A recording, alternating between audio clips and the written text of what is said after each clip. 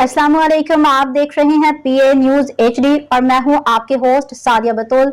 शामिल करते हैं आज की अहम खबरें। वज़ीर आला की ज़रिए सदारत कमिश्नर डिप्टी कमिश्नर के इजलास का 4 घंटे तवील तीसरा सेशन हुआ। मरियम नवाज़ ने 17 अजला में ब्यूटिफिकेशन के प्रोजेक्ट की मंजूरी दे दी।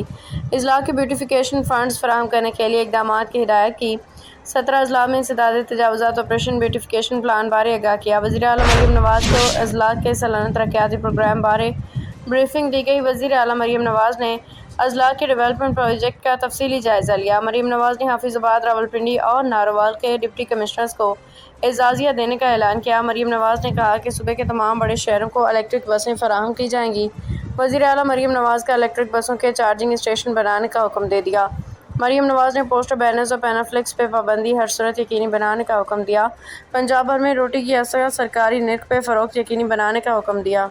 न्यूज स्टूडियो से अब तक के लिए इतना ही। मजीद खबरों और अपडेट्स के लिए देखते रहिए PA न्यूज HD।